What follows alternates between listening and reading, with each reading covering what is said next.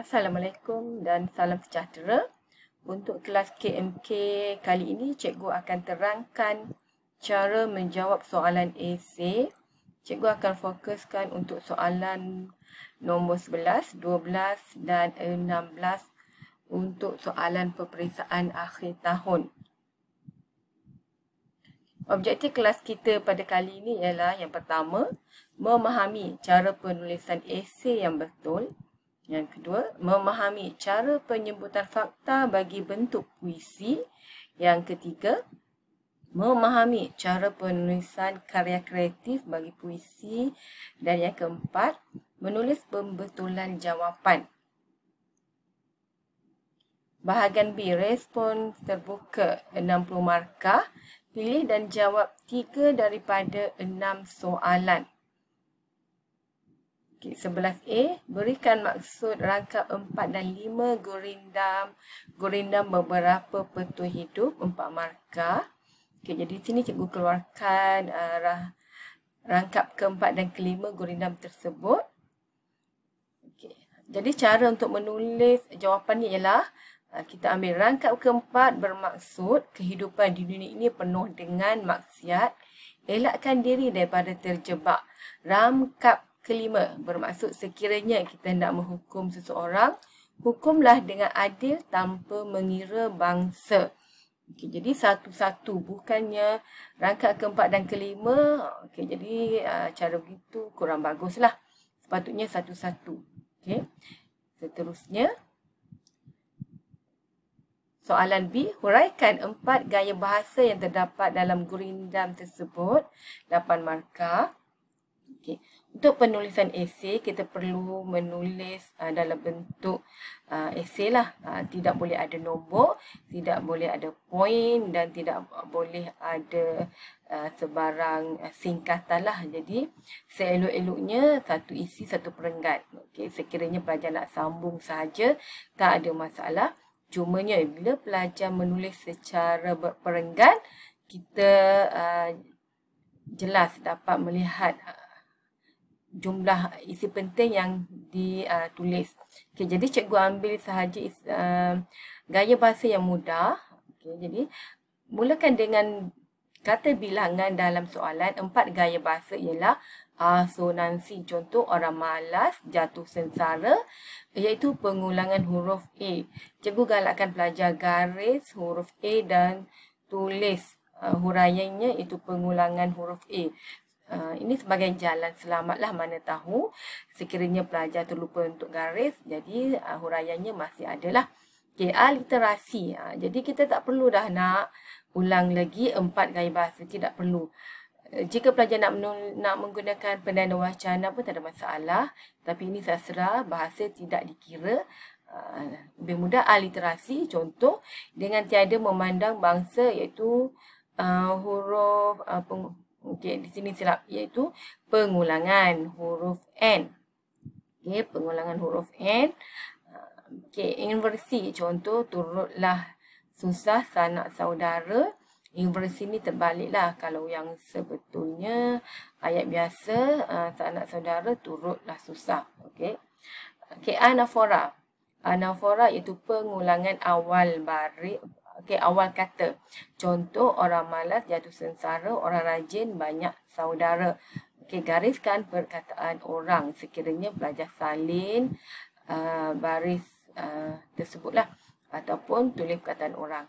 Repetisi kata. Contoh, tiada pada rangkap 5 baris 2 dan rangkap 7 baris 1. Jadi di sini pelajar perlu lihat semulalah contoh gerindam. Sinkope. Contoh, ada wang badan tak sihat. Tak ialah sinkope, ialah singkatan perkataan. Gariskan perkataan tak. Perlambangan. Contoh, kalau tiada emas di pinggang, emas ini ialah perlambangan. Jadi kita nak 4 sahaja. 1, 2, 3, 4, 5 dah, ada 6 dah yang mudah. Ada 6 yang mudah. Jadi kita tolaklah perlambangan ini. Beginilah cara. Jadi jelas. Jelas kita untuk mengira isi penting lah sekiranya tulis begini. Soalan C. Ciptakan 3 rangkap gurindam yang bertemakan nasihat. Untuk mencipta puisi, Okey, bertemakan nasihat, puisi mesti ada tajuk. Tajuknya jangan ambil tema. Okey, kalau pelajar letak di sini gurinda nasihat, salah lah. Okey, gurinda pesanan untuk semua. Ini tajuk. Okey, jadi kita tak boleh ambil tema ni sebagai tajuk. Okey, jadi okey, kita buatlah okey 3 rangkap. Okey, bila selesai kena tulis nama penulis, tempat lah. Okey, cara menulis gurinda, koma, noktah, dan noktah lah. Okey, jadi huruf yang pertama huruf besar lah. Okey. Jadi di sini bila menulis gurinda perlu ada sekurang-kurangnya 2 gaya bahasa. Okey, jadi 2 gaya bahasa. Okey, membaca buku setiap masa. Okey, masa dimanfaat di mana saja. Okey, masa ni ialah repetisi kata. Okey, sebenarnya masa dimanfaat di mana-mana saja. Pada awalnya cikgu letak okey mana-mana supaya di sini ada kata ganda, tetapi cikgu telah padamkan kerana lebih 12 suku kata dan cikgu terlupa untuk meletak satu lagi gaya bahasa lah. Jadi paling mudah pelajar letaklah. Ini repetisi kata, kata ganda, letaklah sinkope. Okey, okey, jadi sini cikgu nampak okey hanya ada satu lah. Okey, jadi sepatutnya kena ada 2 lah. Okey, 2 gaya bahasa. Okey, amalkan cuci tangan sebelum makan, moga terhindar segala kotoran. Okey, hati dijaga, ukhuwah terjalin, ketika berbicara perlulah bersopan. Okey, okey di sini. Tapi agak susah lah, ketika berbicara perlulah bersopan. Okey, perlulah bersopan ketika berbicara. Ini inversi lah. Okey, inversi saja tak langsung, ini inversi tapi agak susah lah. Jadi pelajar ambil saja gaya bahasa mudah, kata ganda, sinkope, repetisi kata. Okey, seterusnya kita pergi kepada soalan nombor 12. Berdasarkan petikan sajak di bawah, jawab soalan yang mengikutinya. Uraikan tema sajak Citra Pelangi 1 Malaysia, 4 markah. Okey, tema sajak ini tersalah. Eja tersebut ialah perpaduan nasional antara pelbagai kaum di Malaysia untuk bersama-sama memajukan dan membangunkan negara. Kita perlulah bersatu padu untuk satu tujuan demi negara yang tercinta. Okay, kita salin baliklah contoh yang sesuai. Okay. Jadi di sini temanya 2 markah, huraian sini 2 markah, jadi dapat 4 markah. Okay, seterusnya B. Jelaskan 4 bentuk puisi di atas. Okay, 4 bentuk.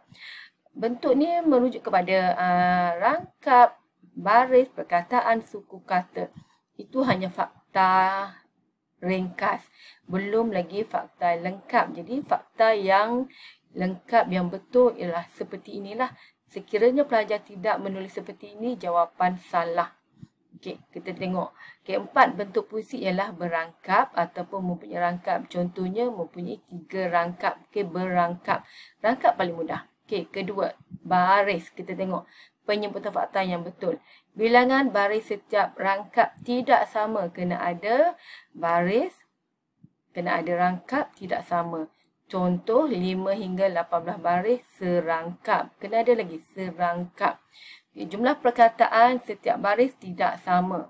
Okey, jumlah perkataan tidak sama. Okey, sajak ini mempunyai 2 hingga 6 patah perkataan sebaris. Okey, seterusnya jumlah suku kata sebaris tidak sama. Okey, sebaris ataupun setiap baris tidak sama. Perkataan dengan jumlah suku kata lebih kurang samalah sebutannya. Contoh 2 hingga 17 suku kata sebaris. Jadi pelajar perlu kira dengan betul lah suku kata. Sekiranya suasa itu ialah 3 suku kata. Untuk perkataan di mana 1 perkataan. Okay, sajak ini berbentuk bebas. Okay, contoh sajak ini punya 5 hingga 18 baris rangkap. Okay, rima akhir ni kita letak di akhir lah. Okay, jadi 4 kan. 1, 2, 3, 4. Okay, kita ada 5 dah di sini. Okay, 5 yang tepat. Okay, yang 6 dah di sini termasuk rima. Okay, jadi inilah fakta yang betul. Sekiranya pelajar tidak menulis begini, salahlah jawapan. Okay, C. Ciptakan sebuah sajak yang bertemakan patriotisme. Panjang sajak anda ialah antara 12 hingga 15 baris, okey, 8 markah. Sama juga dengan gurindam tadi. Okey, bertemakan patriotisme, jadi mesti ada tajuk. Okey, tajuknya tak boleh letak patriotisme. Jadi Cikgu Tak Malaysia Tanah Airku perlu ada dua gaya bahasa lah sekurang-kurangnya. Okey, kalau kita lihat sini, Malaysiaku, Malaysiaku, ini ialah repetisi kata. Okey, mu. Banyak cikgu letak sinkope di sini. Okey, mu. Okey, dah cukup dah dua gaya bahasa. Okey, jadi huruf mula-mula huruf besar. Okey, selepas itu dia tak ada apa-apa tanda, dan bila di akhir baris hanya letakkan noktah. Okey, tengok tak ada apa-apa, tak ada koma, akhir noktah, dan seperti biasa, okey, letaklah nama penulis dan tempat. Okey, jadi jumlah baris pelajar nak letak berapa terpulanglah kepada pelajar. Jadi cara mudah untuk meletakkan gaya bahasa, buat dua rangkap. Okey, kita letakkan perkataan yang sama. Okey, Malaysiaku, Malaysiaku di sini dua rangkap yang berbeza, dah jadi repetisi kata. Okey. Dan sebenarnya pelajar tidak boleh mencedok sajak yang ada dalam soalan masuk dalam sajak pelajar. Ini ialah karya pelajar. Pelajar mesti reka sendiri. Tidak boleh ambil daripada contoh soalan. Okey. Seterusnya, soalan nombor 16. Okay, saya berharap pihak mahkamah dalam membuat keputusan nanti dapat mengambil kira hal ini kerana melibatkan kepentingan awam. Okey, sampai di sini. Jadi A, jelaskan dua teknik plot yang terdapat dalam cerpen tersebut. Inilah cerpen studi kata. Jadi jawapannya, dua teknik plot ialah teknik pemerian. Ini sebenarnya istilah pemerian. Contohnya, okey, hari ini ialah pemerian. Jadi pelajar ambil saja satu baris. Okey, hari ini ditetapkan pun tiba, yang ini seminggu kemudian tarikh pendengaran di dalam kamar. Okey, ambil satu sahaja. Okey. Ataupun ini, yakni, okey, hari yang ditetapkan tiba, yakni seminggu kemudian. Okey, seminggu kemudian. Okey, kita ambil mudahlah pemberian. Okey, teknik dialog. Okey, ini ialah dialog. Okey, pelajar salin saja satu baris. Dah dapat 2 markah. Okey. Okey, jadi di sini sebab dia nak 2. Okey, dua teknik plot, maksudnya skema dia mungkin itulah dua-dua lah. Okey. Jadi pelajar tengoklah kepada skema jawapan. Okey, jadi sebenarnya untuk contoh bagi soalan petikan, jawapan memang dah ada dalam petikan. Okey, jawapan memang dah ada dalam petikan. Bukannya salin semua ayat, ambil satu sahaja. Kecuali kalau dialog, ambillah 2. Sekiranya ada 2, tapi ini ada satu sahaja dialog. Okey, kita pergi kepada soalan B.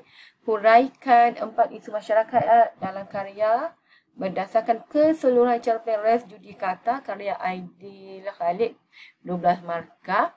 Okey, isu masyarakat ni sebenarnya lebih kurang sama dengan tema dan persoalan. Jadi, bila pelajar baca tema dan persoalan, itulah untuk isu masyarakat. Cumanya, cara penyebutan saja yang berbeza. Okey, kita tengok jawapannya. 4 isu masyarakat ialah isu tentang. Okey, bila isu masyarakat dia mulakan dengan isu. Isu tentang akibat tidak menepati masa. Contohnya KTN disamai kerana kos miliknya gagal sampai ke destinasi pada masa yang ditetapkan. Isu tentang ketidakcekapan dalam perkhidmatan. Okey, kita ambil sini. Okey, ni desjah ni maksudnya ataupun perkhidmatan yang tidak cekap, sifat tidak mempedulikan keluhan, rungutan masyarakat okey, ni tak ada R ya. Contohnya KTN dianggap tidak cekap apabila keluh kesah daripada pelbagai pihak tentang perkhidmatan mereka tidak diendahkan dan tiada penambahbaikan dalam perkhidmatan yang disediakan. Okey, jadi isu tentang kepentingan pengangkutan awam kepada orang ramai dan isu tentang harapan terhadap keuntungan yang belum pasti. Isu ni merujuk pada tema dan persoalan, cuma tukar kepada isu tentang. Okay, aku rasa itu saja untuk kali ini. Jadi cikgu harap pelajar dapat faham